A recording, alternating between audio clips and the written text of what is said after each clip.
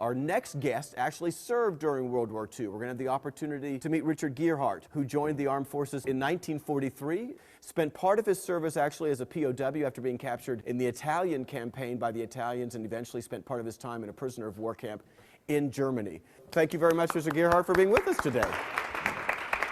Let's give the students a little bit of idea about the time frame we're talking about. When obviously Pearl Harbor occurs December 7th, 1941, were you already in the military at that time, or was that event part of what sent you there? Oh, goodness, no. I was in high school at that time. I didn't go in the military until May of 1943. I was 18.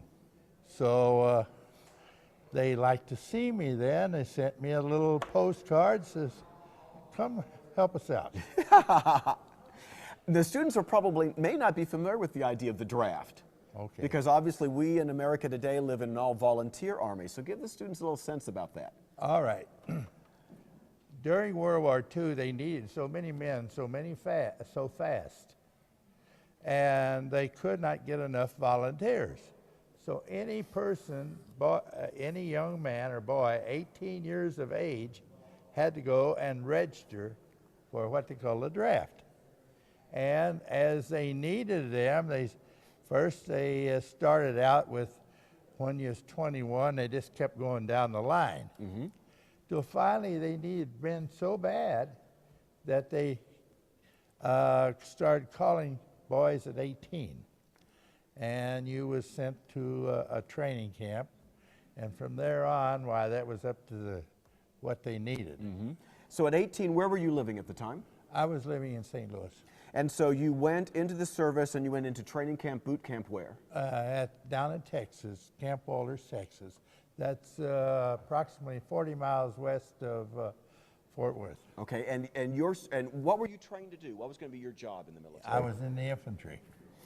And let the students have a sense of what infantry meant in World War II. Infantry meant in World War II that they said, well, you've done a lot of marching. That's true, we did a lot of marching. We did a lot of running. We got in very good physical shape.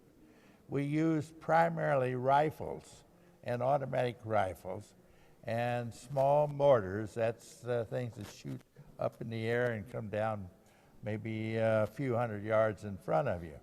And then they decided, after you finish training, what they needed most of what type of man. Okay. So whatever it was, that's what they gave you. They gave me an automatic rifle. That's a heavy rifle. It's heavier than a regular rifle. A regular rifle weighs approximately 9 pounds. This weighs 21. But watch out, that thing shot like nobody's business. And when did you go over to the European theater? I went over in August of 1943. And where did you land? Right near Casablanca, North Africa. Oh, people may be familiar with Casablanca, both from the film version, but we're talking about the northern coast of Africa, the southern Mediterranean coast.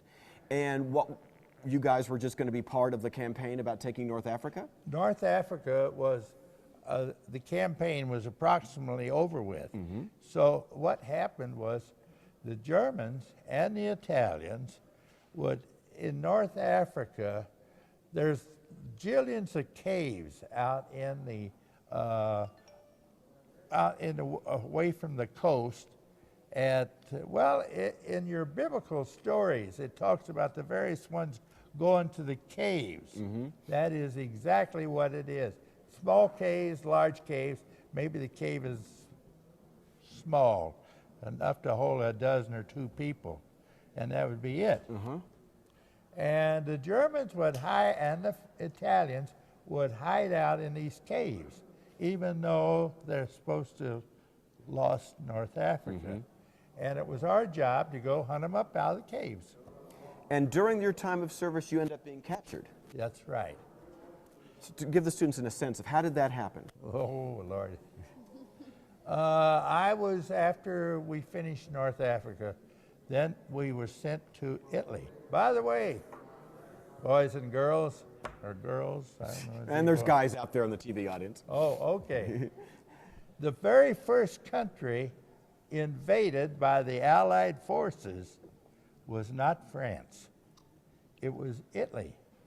France was invaded in June of 44.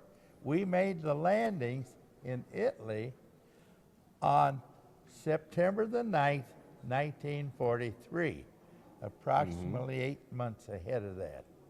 So the invasion started actually in Europe, in Italy.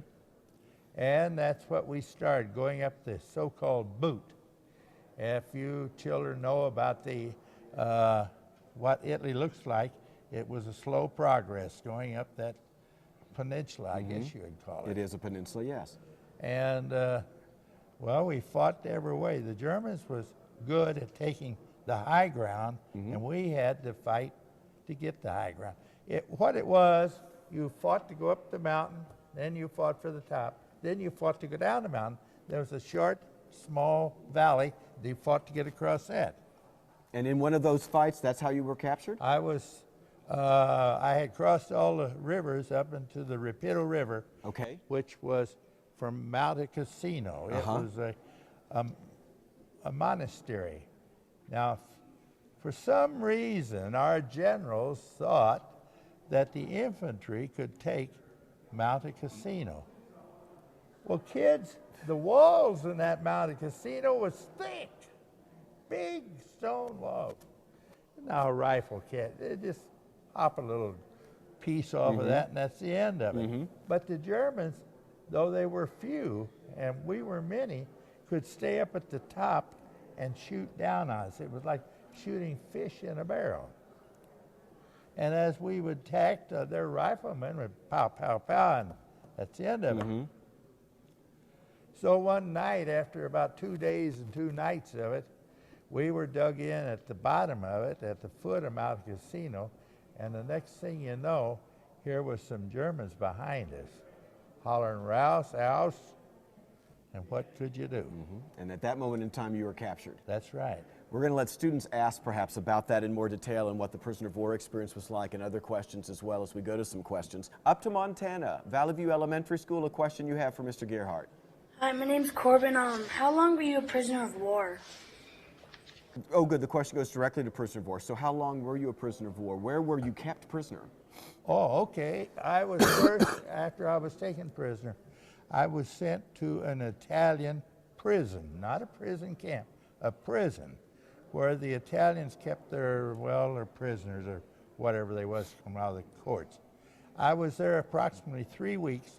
Then they bundled us all up, a group of us, we Americans and some English and Canadians, put us in boxcars, nailed the boxcars shut, and away we went.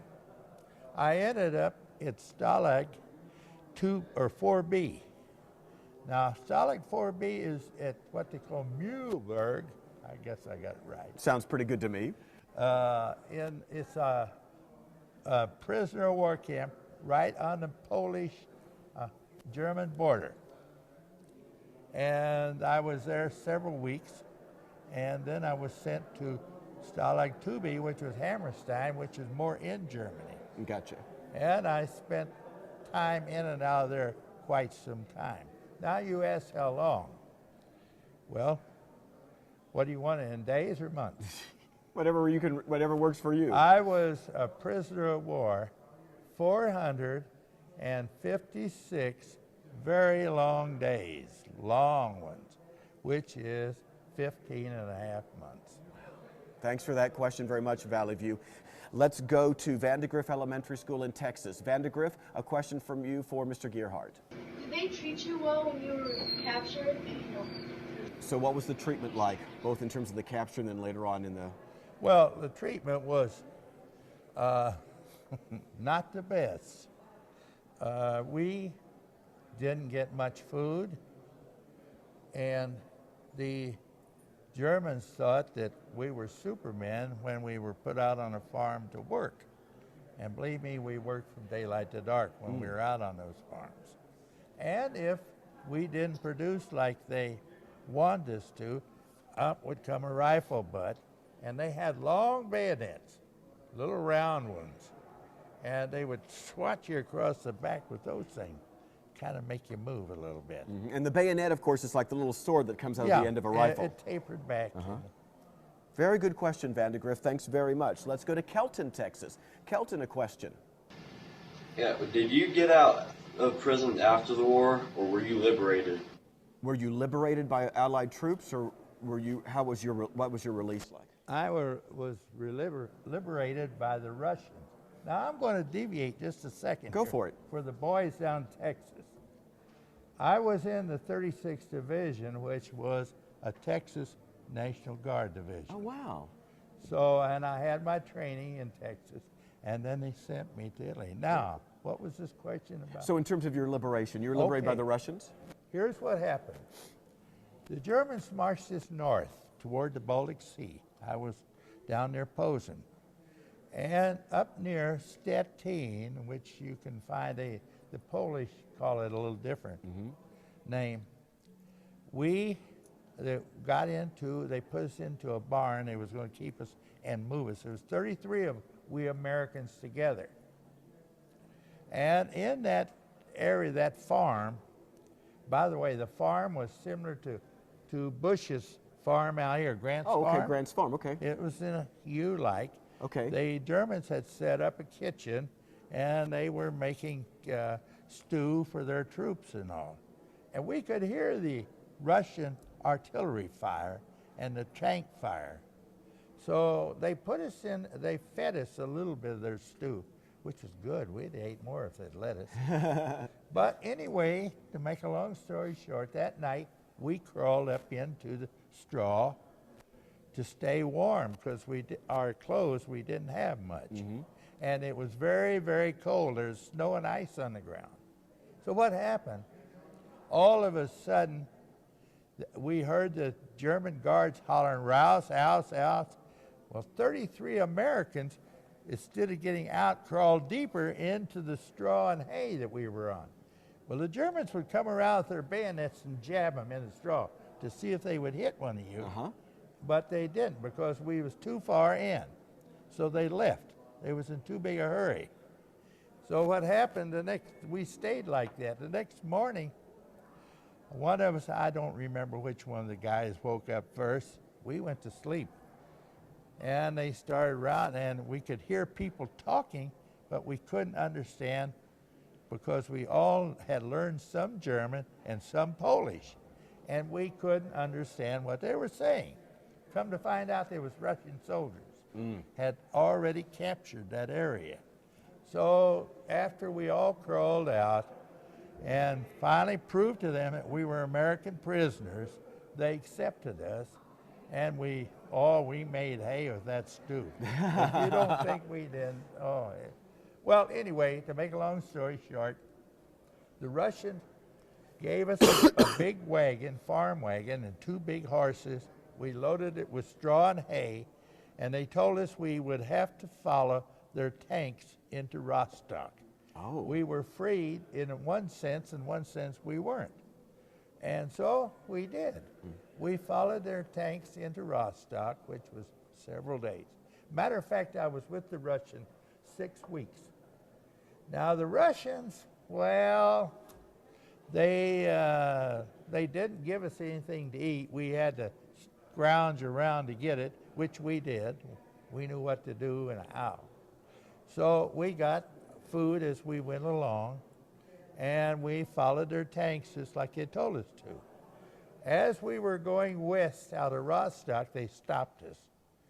And the Russians said, put us all in a barn they had. And what happened was they'd taken our horses, our wagon, everything away from us. They locked us in the barn early in the evening. That night we were locked in. They kept us all day. So that night we was in there again. The next morning, real early, here they come, got us. They put us on trucks, and they loaded us, and they taken us to Wismar, Germany. Now, Wismar, Germany is just south of the Danish border. It's not too far away. And there was the English. And that's when you met the English then? Oh, what a fantastic story. So that is the first time that I was ever on an Allied airplane. The English loaded us on a Lancaster bomber and flew us to Oxford, England. And, oh, awesome. Very cool. Let's So go. there you are, girls.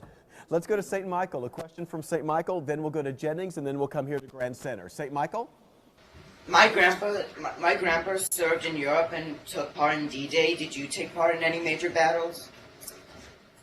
Did you take part in any major battles yourself? The Battle of Monte Cassino was a major battle. The Battle of POW was another. And they credited me with the Battle of Central Europe. I had 3 battles. Okay, very cool. Thanks for that question, St. Michael. Jennings, Louisiana? Were you prepared to go to war when you were 18? How would you say your level of your level of preparation was? You mean the training? Yeah, the training, like, did you have any sense of what was going to happen? Oh, yes, we knew that we would be going and that we were taking training to go to probably Europe, but we didn't know for sure. Very good. Grand Center, any questions from you? Come right on over. And I'll let you hold the microphone right there in that spot so the camera can get you, and speak loud and proud. What was going through your head when you were being captured? Well, you felt real low. Your morale was very, very low because you thought, now here I am being taken a prisoner and I can't help anybody out. You had that, and then you were scared because you didn't know what they were going to do to you. And don't tell me that there was a prisoner of war that wasn't scared to death. And from day to day in the prison camps, you didn't know what was happening. In Stalag 2B, that's at Hammerstein, there were more Americans shot and killed there than any other prison camp in Germany. The record is there to tell you. Now, did anyone thank you for that question. Were you able to communicate back home? I mean, were you married at this point? Did your no, I was just a kid. Did your family know that you had been captured? Yes, my parents knew later on. They gave us a small postcard, and we had to fill it out according to the way they wanted it filled out. And the Germans then turned it over to the Swiss, I believe, Red Cross. Jordan wants to know from Melville, once you were drafted, did you pick your branch or were you drafted into that branch? I was drafted into that branch. I didn't have anything to say about what I was going to do or what I wasn't going to do. Wherever they needed people, that's where you went, regardless. And this is the postcard that we were just referring to so the students can see it, that the Germans had you send out. And you mentioned the Swiss. Obviously the Swiss was a neutral country in World War II. And through the Swiss and the Red Cross, then that was sent out to your family. Yes. At what age did you get to come home, and what was the first thing you did when you came home? Oh, well, now, I came home, let's see, I wasn't quite 20 when I came home. And what was one of the first things I did? Well, at that time there was rationing going on, but they gave me a lot of extra ration tickets. So I got home, I handed my mother those tickets for meat and all of that, and I says, let's eat. And she did. As we end the program here and you look back at your service, the contributions that your generation made, the contributions that more Americans continue to make, what would you say to the students about the importance of service, whether it's through military active duty or reserve duty or whatever, and why honoring veterans is so important? Well, I'll tell you, young people, military service as a whole doesn't hurt you. As a matter of fact, it teaches you a little bit about how to take orders and relay orders if you are given orders to relay. Now, it also teaches you how to cooperate with as the one Marine said here, your brothers. And you had to, once you learn to cooperate, after all, we had a saying, the life you save might be your own or it might be your brother. Mr. Gearhart, thank you so much for joining us today, and thank you so much for your service.